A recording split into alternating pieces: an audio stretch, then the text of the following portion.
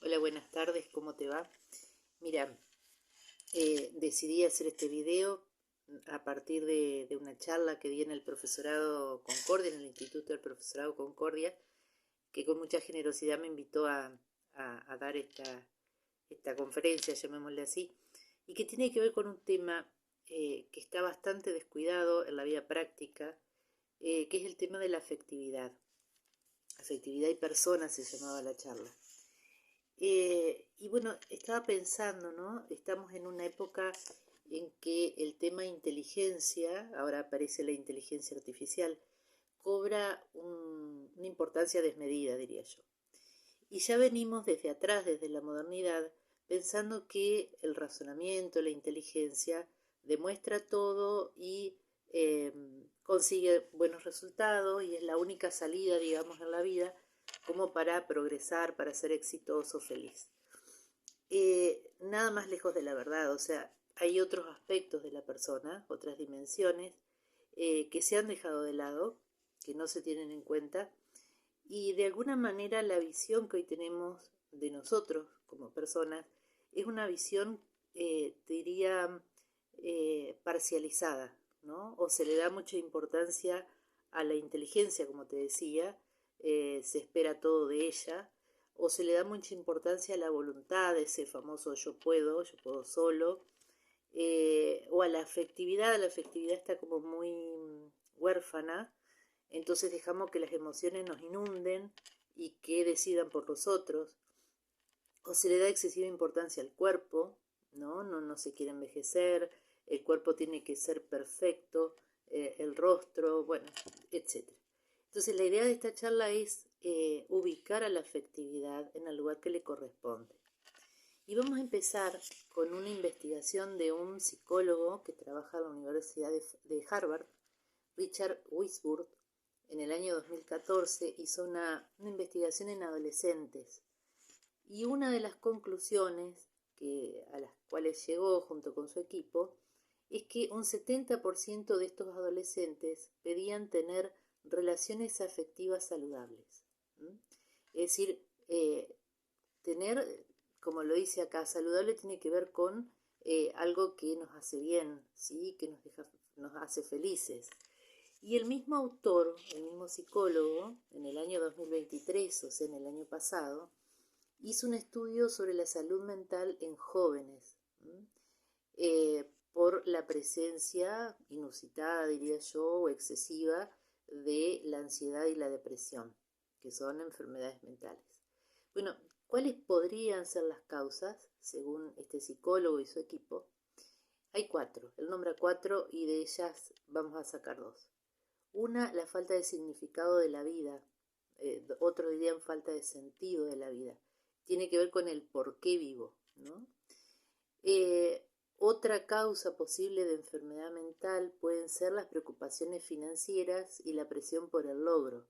Es decir, toda esa presión social que hay sobre los jóvenes para que consigan, bueno, buenos trabajos, buenos estudios, éxitos. Después la percepción de que el mundo se está desmoronando. Y esto desde la práctica lo veo, ¿no? Que los jóvenes tienen esa visión muy negativa y que yo creo que tiene raíces en la realidad que ellos están viviendo. Y por último, otra de las causas es el déficit en las relaciones afectivas. Es decir, las relaciones afectivas de los jóvenes hoy están fallando y los hacen sufrir mucho. Entonces, por eso vamos a empezar por lo principal, que quizás en alguna otra charla ya lo vimos, que es el tema de qué es ser persona, nosotros, que somos personas. Decía Aristóteles, la persona es una unidad sustancial de cuerpo y alma. Somos una unidad de cuerpo y alma de tal modo que una influye a la otra todo el tiempo y están unidas. ¿Qué es el cuerpo? Vos dirás, bueno, sí, es lo que se ve, está bien, es lo material. El cuerpo se va desarrollando, ¿sí? Pero llega un momento que comienza a decaer en su desarrollo, hasta llegar obviamente que a la muerte. Entonces, el cuerpo tiene, no tiene instintos como en el animal, sino que tiene tendencias. Las tendencias tienen que ver con la relación con la inteligencia. Por ejemplo, puedo tener hambre, ¿sí? El cuerpo me indica que tengo hambre, pero no por eso, si no es hora del almuerzo, voy a empezar a abrir la heladera y comer y comer y comer, ¿no? En ese sentido, el cuerpo a veces es bastante, eh, digamos, caprichoso, ¿no? Pide y pide y pide. Y el problema cuando no hay límites es que la persona va a saltearse, por decir así, los límites, y no es como en el animal. En el animal los instintos le dicen hasta dónde llegar, ¿no? Si tienen que comer, comen hasta donde tienen que comer. Pero nosotros, en nuestro caso, podemos llegar a tener el vicio de la gula. Bien, ¿qué más podemos decir del cuerpo? El cuerpo es educable. El mejor ejemplo es la gimnasia, el deporte, ¿sí? Esto que yo te decía de la nutrición, el aspecto de la sexualidad también es educable. Bueno, muchísimas cuestiones como puede ser la estética, es decir, eh, educar el oído, educar la vista, para ver cuándo hay armonía, es decir, cuándo hay belleza, eso tiene que ver con la estética. Y ese cuerpo está animado por un alma espiritual. Fíjate que por ahí se dice el día de las ánimas, tiene que ver con el día de las almas. El alma es lo que le da vida a este cuerpo y le da un tipo de vida especial, un tipo de vida, decían los clásicos, racional. Es decir, no es cualquier tipo de vida. Pero esa alma espiritual necesita de un cuerpo bueno, que tiene que estar desarrollándose. Y hay ciertas etapas en el desarrollo de la persona eh, en donde la persona no está lista corporalmente para mostrar la inteligencia o desarrollar la voluntad, que son potencias espirituales, pero que necesitan del cuerpo.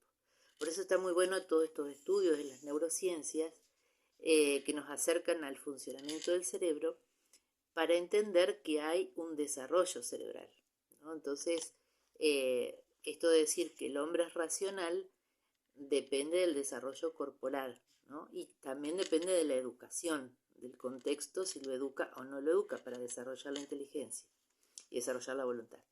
Bueno, y ahí, entre medio, podríamos decir, está la psiquis, ¿sí? Que es esa dimensión humana que tiene una parte consciente, cuando yo me doy cuenta que hago las cosas, y otra parte inconsciente, ¿sí? Son recuerdos, emociones, pensamientos que los tengo tan guardados que no salen a la luz y que en algún momento pueden salir a la luz. Eh, Esa psiquis me permite contactarme con la realidad, ¿no? Y verla de determinada manera.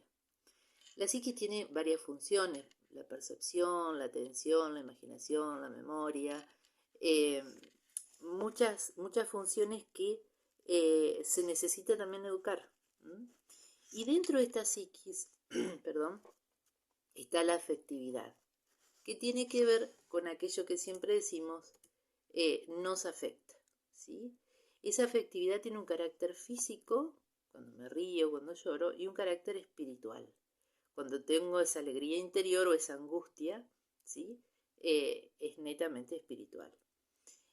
Y dice una definición, una cualidad de la psiquis que presenta las cosas o a las personas como agradables o desagradables.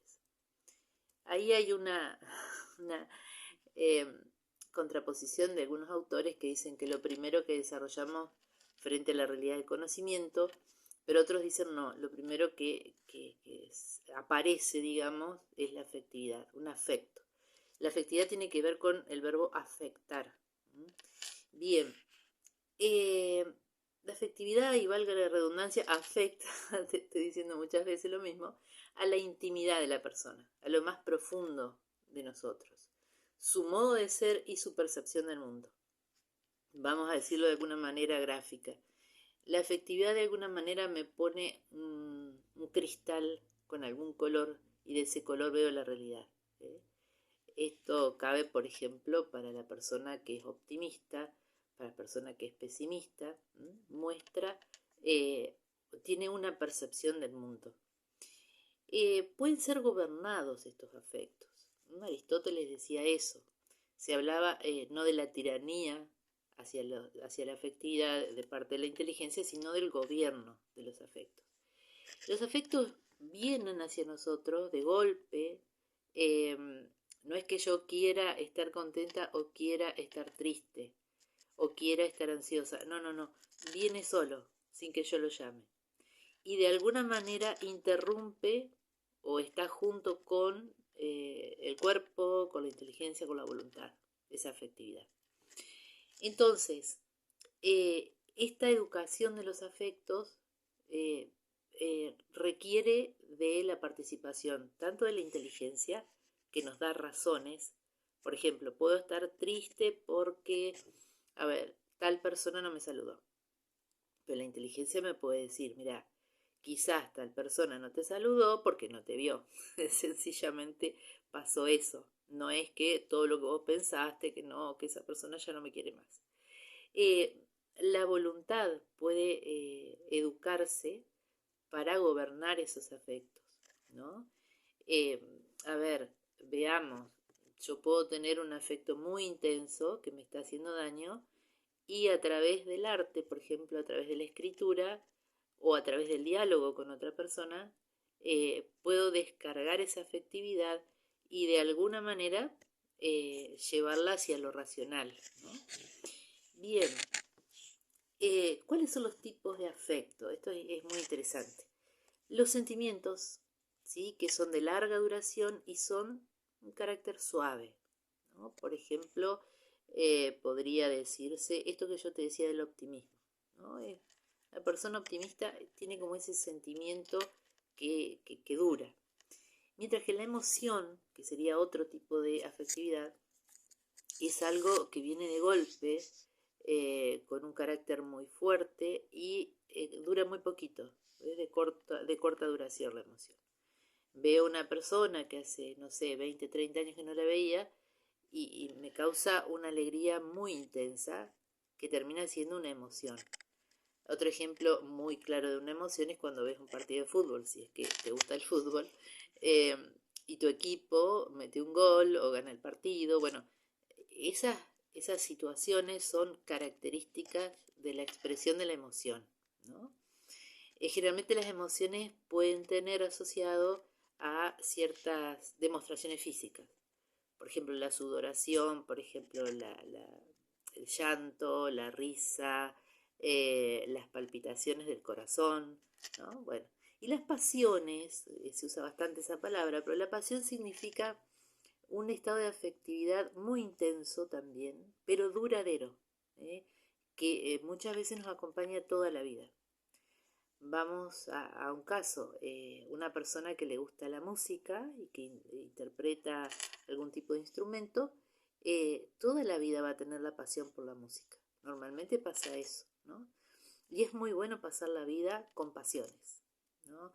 Porque si no, está esto, bueno, hago las cosas porque las debo hacer y debo cumplir el horario, no. La pasión es como que ayuda muchísimo a la inteligencia, a la voluntad, a la vida, ¿no? Es una experiencia personal la afectividad, por eso no nos podemos comparar, ¿sí? En este caso hay personas más afectivas, otros menos afectivos. Esto se nota a veces en los países, ¿no? Ya vamos a ver cómo el clima a veces puede incidir en el estado de ánimo. Entonces, eh, solamente yo conozco lo que sentí en determinada ocasión. O solamente yo conozco y entiendo eh, el estilo de vínculo que tengo con tal persona, ¿no? Por ahí vieron que normalmente cuando hay un velorio, vamos a decir, le decimos al deudo, ¿no? Le decimos, bueno, te acompaña el sentimiento. En realidad no podemos acompañar el sentimiento porque el sentimiento que esa persona tiene no es el mismo sentimiento que yo voy a tener, ¿no? Obviamente lo decimos de buena voluntad, pero si uno ve el significado, bueno, no sirve. Eh, la afectividad provoca un estado de ánimo. El estado de ánimo es algo duradero, ¿sí? Que puede estar influido, y fíjate cuáles cuestiones pueden influir en nuestro estado de ánimo. La alimentación. Hay alimentos que tienen que ver con toda esta cuestión de la conexión con el cerebro, ¿no? Que pueden ser son buenos para el buen estado de ánimo. El sueño es fundamental, fundamental para el estado de ánimo. Cuando dormimos poco o dormimos mal, sabemos que el día próximo la vamos a pasar más o menos mal. A mí me pasó cuando era estudiante y bueno, estaba hasta las 4 de la mañana estudiando, después me tenía que levantar 7:30, 7 de la mañana, y obviamente el otro día era un infierno, o sea, me faltaba sueño, ¿no?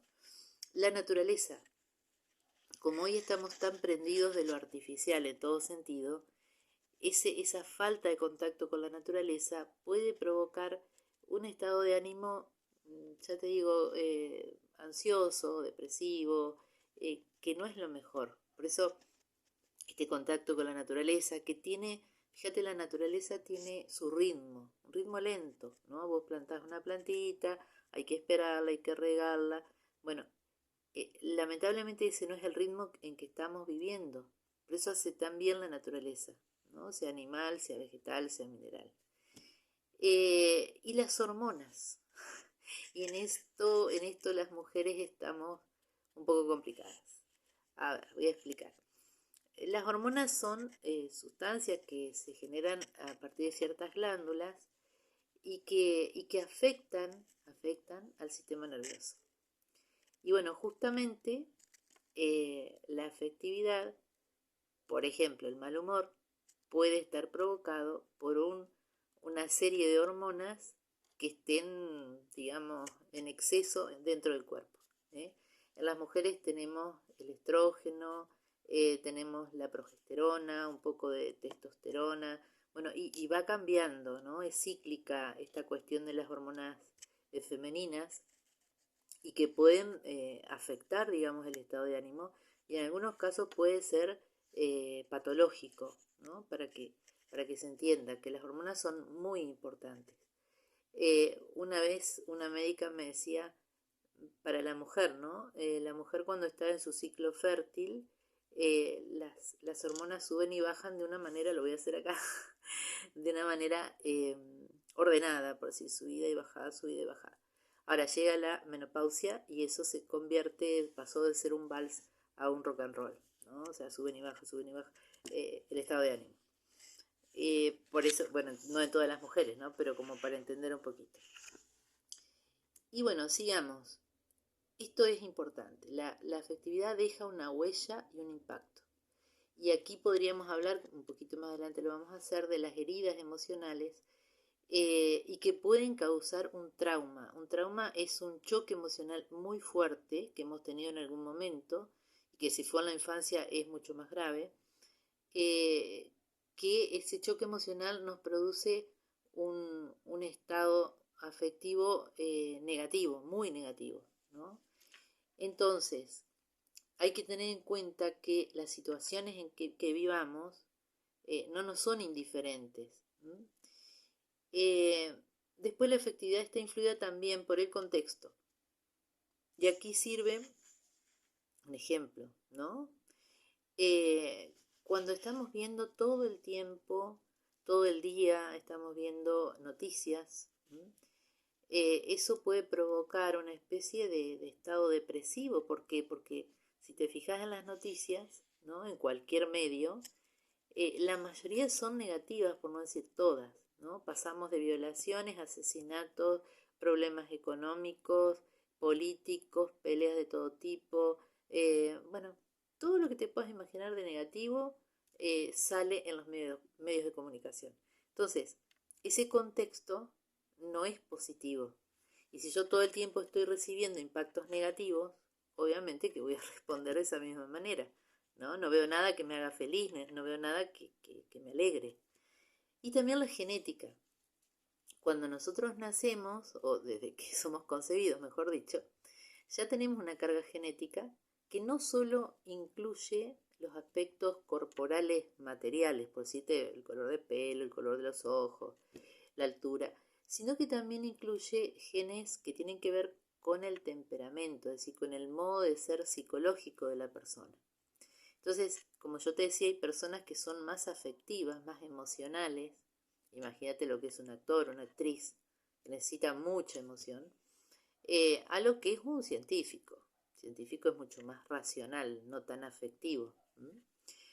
Entonces, siguiendo con esto, vamos a hablar de una de las mayores manifestaciones de la afectividad, que no es solo de la afectividad, pero por ahora la presentamos así, que es el tema del amor. El amor que lo podemos ver como eros y como ágape. ¿Por qué hago esta diferenciación? Porque el eros tiene que ver con el deseo. Y no solo un deseo corporal, sino un deseo de estar con el otro. Es como un amor subjetivo, ¿no? Quiero estar con esta persona porque hay una atracción física, una atracción psicológica, ¿sí? Puede pasar no solamente del amor romántico, con otras personas, ¿no? Con un hijo, con un padre. Es decir, quiero estar con esa persona y que esa persona esté conmigo. Mientras que el ágape, que es el más difícil de llevar a cabo, tiene que ver con la entrega al otro, pensar en el otro, ponerse en, como se llama, como se explica la empatía, ¿no? Ponerse en los pies del otro, a ver qué es lo que está sintiendo, qué es lo que le hace mal, cómo puedo ayudarlo. Ese es el ágape. El amor es una tendencia hacia alguien que nos hace desear su compañía y su bien. Es decir, el amor tiende al bien del otro, ¿no? Entonces, cuando uno trata de pensar, a ver, yo desarrollo el amor, tengo amor por las personas, bueno, debo pensar en si busco el bien de las otras personas. A veces ese bien implica un límite, pasa con los hijos, ¿no? O sea, un límite es demostración del amor. Pero también, bueno, los permisos también y los regalos, bueno, y aparecen lo que llaman lenguajes del amor, que me gustó, un autor lo desarrolla ese tema. El amor se demuestra de diferentes maneras. Por ejemplo, a través del lenguaje, te quiero, te extraño. A través de las demostraciones afectivas o físicas, hay gente que le encanta abrazar y dar besos, hay otros que no, que no les gusta. A través de los regalos y a través de los servicios. Dejá yo, esta vez lavo yo los platos. Bueno, la persona que le gusta ese lenguaje de amor se siente amada, ¿no? Eh, el amor también tiene que ver con la aceptación del otro como es. Y esto dirás vos, y lo digo yo, es complicado. O sea, es difícil aceptar al otro tal cual es. Como seguramente será difícil para los demás aceptarnos a nosotros como somos. Los tipos de amor. El primero, digo yo, es fuera de serie. O sea, es un amor diferente a todos los demás. Que es el amor hacia Dios y el amor de Dios hacia nosotros. Que esto lo podemos decir de esa manera los que somos creyentes, ¿no? Para nosotros, para los creyentes, el amor de Dios hacia nosotros es un amor personal, o sea, único. Yo soy única delante de Dios, soy una hija de Dios, y es un amor incondicional, de tal modo que me estimula a la confianza, porque sé que alguien, que es alguien con mayúscula, que es la bondad suprema, el amor supremo, eh, alguien me sostiene, más allá de todos los problemas que haya en la vida. Hacia otras personas, el amor hacia otras personas. Bueno, acá tenés de todo tipo, ¿no? El de filiación, el de paternidad, el de maternidad.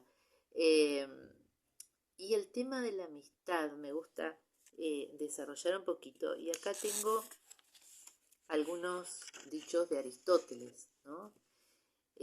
Nadie querría vivir sin amigos, dice él, aun estando en posesión de todos los otros bienes. Me encanta esta definición eh, porque fíjate que en nuestra cultura parece que lo más importante es tener bienes materiales, mientras que Aristóteles dice todo lo contrario. Dice que nadie querría vivir sin amigos. Yo lo traduciría, no podemos vivir sin amigos, ¿no? La amistad, sigue diciendo él en otro texto, es un intercambio donde se aprende a recibir y a otorgar, ¿no? Porque aclaremos, todos necesitamos amor, ¿sí? No solo dar amor, sino recibir. Él decía, hay tres tipos de amistad. Por utilidad, es decir, para conseguir un beneficio del otro, ¿sí? Me siento al lado de aquel fulanito porque tiene el trabajo práctico hecho y yo miro un poquito, ¿no? Seamos amigos. Por placer, para pasarlo bien, salimos a tomar algo, nos divertimos, una amistad por placer. La verdadera amistad es por la virtud, es decir, tiene que ver con este dar y recibir bienes, ¿no? Que se lo hace desde lo más profundo del corazón. La amistad, sigue diciendo Aristóteles, es un alma que habita en dos cuerpos, un corazón que habita en dos almas. Es decir, de alguna manera en la amistad nosotros estamos muy, muy metidos en la otra persona. Somos dos cuerpos pero con una sola alma. No compartimos muchas cosas. Eh, Bien, y después está el tema del amor de enamoramiento y el verdadero amor en la relación romántica. El enamoramiento es esa ceguedad que se tiene frente a una persona por la cual nosotros vemos solo aspectos positivos de la otra persona, la idealizamos, nos parece que es única y que de alguna manera la inteligencia y la voluntad es como que no pueden actuar mucho, ¿no? Ahí, digamos, predomina la emoción, predomina la afectividad.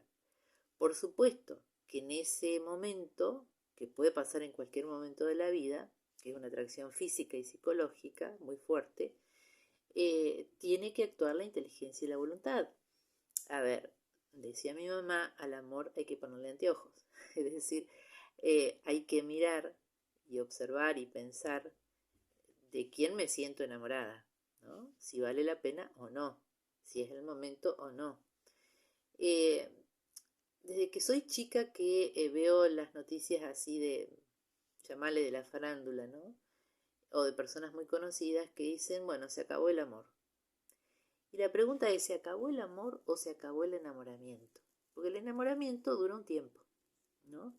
Entonces, normalmente cuando dicen, bueno, yo ya no la quiero más o no lo quiero más, eh, tiene que ver con esto, con esta mala educación que hemos recibido, a veces a través de telenovelas, o de series en este caso, eh, que nos hace pensar que el verdadero amor pasa por una afectividad intensa. Y el verdadero amor no solo pasa por la afectividad, sino que también pasa por la voluntad y por la inteligencia. Y voy a dar el ejemplo más sencillo que se me ocurre, que es cuando una madre a la madrugada se levanta para dar de mamar a su bebé y efectivamente no es que las que hemos sido madres y hemos tenido que hacer eso, no es que uno esté feliz, contenta y diciendo, ay, qué felicidad me da este hijo, no.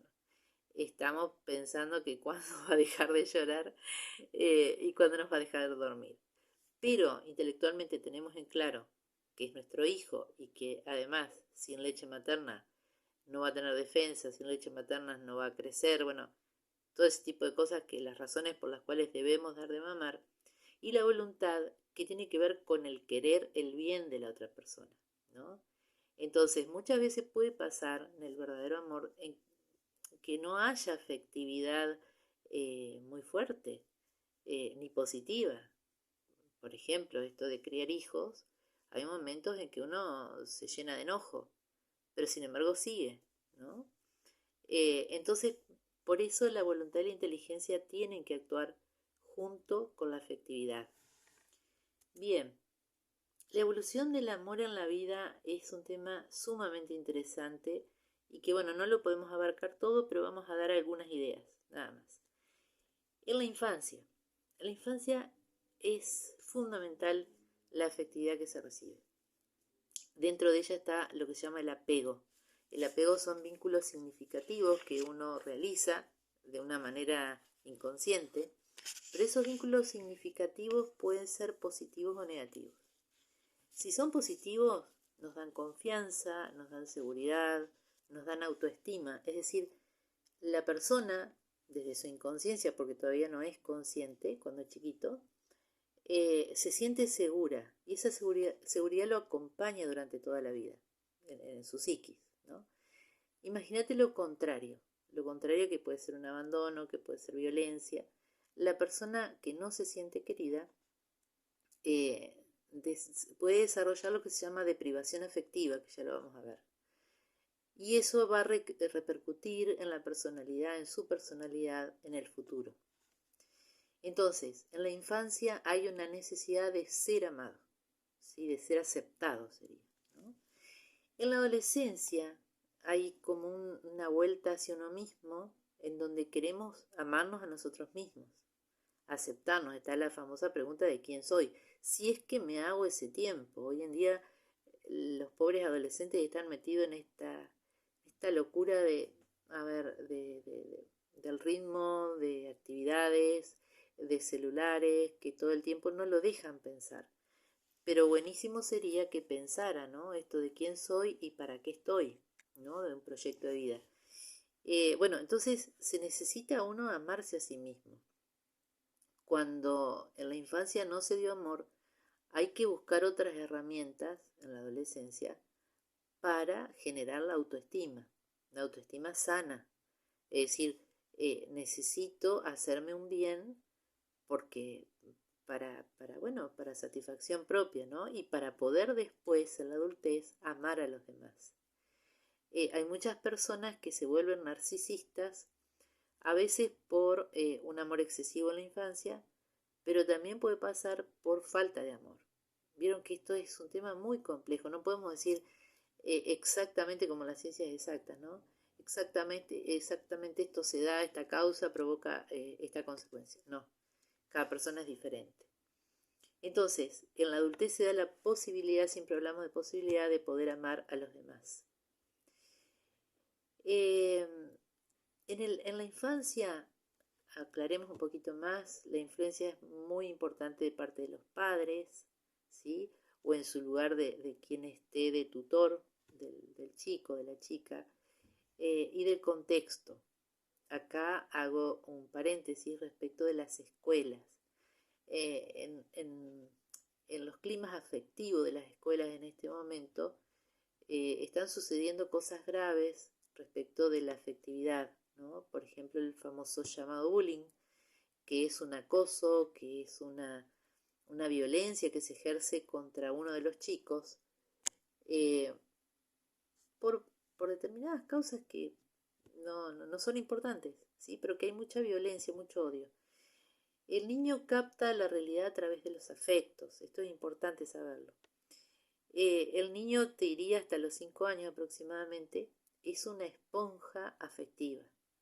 Por eso el bebé llora o ríe, ¿no? Está demostrando físicamente lo que está dentro suyo, que es la afectividad. No puede pensar todavía, no puede razonar, no puede decidir por sí mismo hacer determinadas cosas, pero sí tiene una gran capacidad de absorber afectos. Sigamos un poquito más. Vamos ahora a la educación de la afectividad de parte de la familia. Como yo te decía, la familia es muy importante para el desarrollo de la afectividad. Puede haber algunos defectos en la educación familiar que nosotros los que somos padres sabemos que podemos tener cualquiera de esos defectos, ¿no? Tampoco esto se puede graduar, no se puede decir esta familia es totalmente, no sé, autoritaria o esta, no existe una medición, ¿no? De cuánto hay de abandono, por ejemplo, de una persona. Entonces, ¿cuáles son los defectos? La sobreprotección, que hoy en día se da mucho en ciertos aspectos, por ejemplo, el tema de la seguridad, por la seguridad, muchos padres tienen miedo y lo sobreprotegen demasiado al chico, no lo dejan crecer o no lo dejamos crecer. El permisivismo tiene que ver con la palabra permiso. Entonces al chico se le da permiso para todo, no hay límites y no existe ni lo bueno ni lo malo. Es un ambiente relativista, se diría, es decir, eh, da lo mismo que vaya con los amigos a emborracharse que vaya a un parque a tomar mate. Y no es lo mismo, ¿no? El permisivismo, te decía, el abandono es lo peor que le puede pasar a una persona, el ser abandonada. Abandonada físicamente, psicológicamente, espiritualmente, es decir, dejarla en un rincón. Y también la rigidez es mala en la educación, porque se necesita flexibilidad para que el chico esté, ¿cómo te diría? De alguna manera tranquilo. La rigidez no deja tranquila a la persona.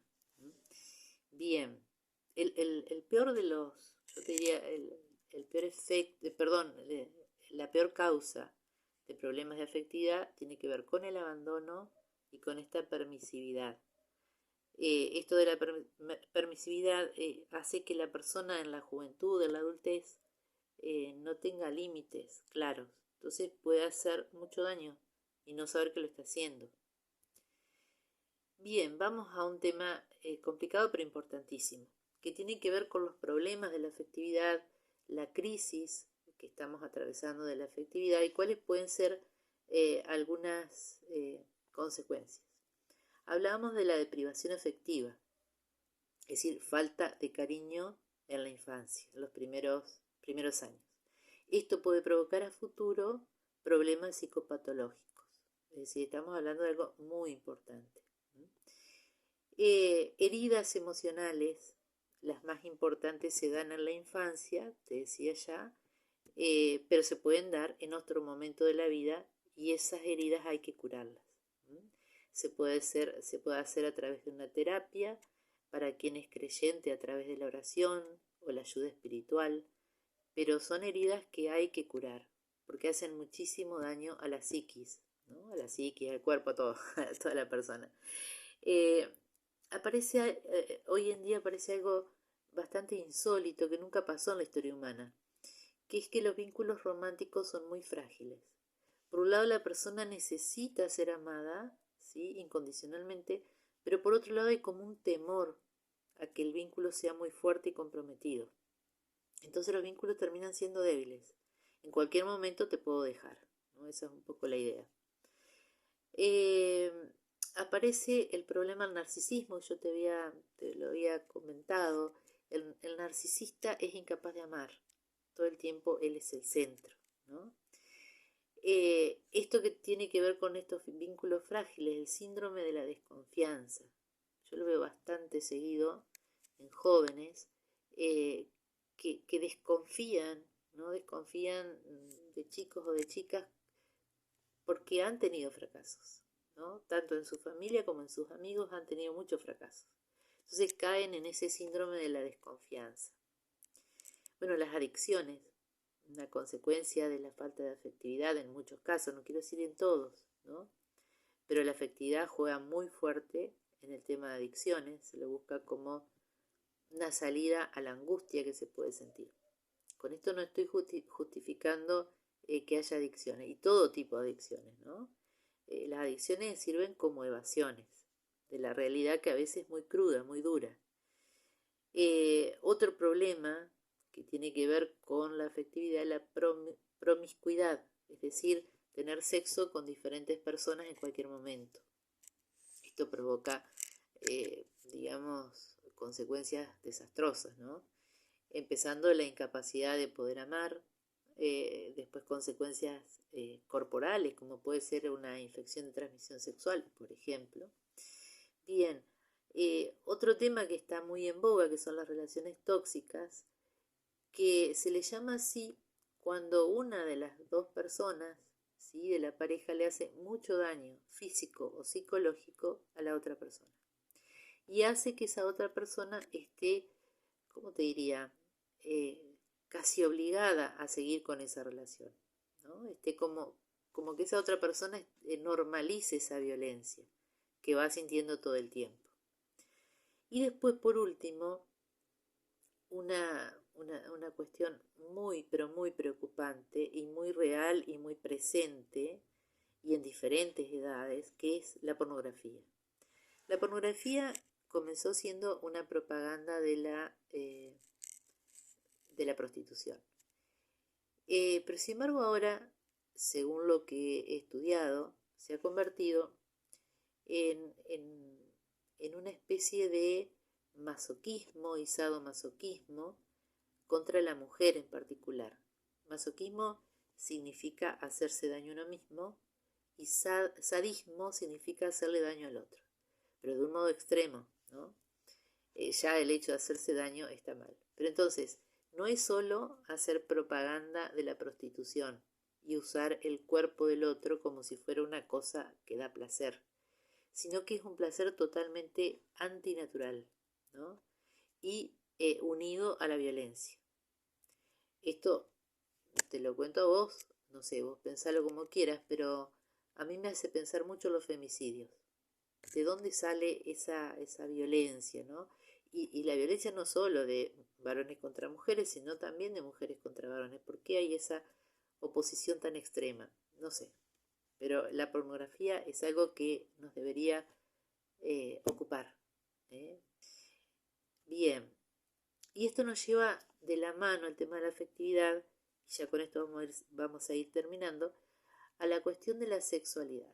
La sexualidad es algo natural en el ser humano, algo que lo atraviesa, que nos atraviesa, ¿no? Uno nace mujer o nace varón.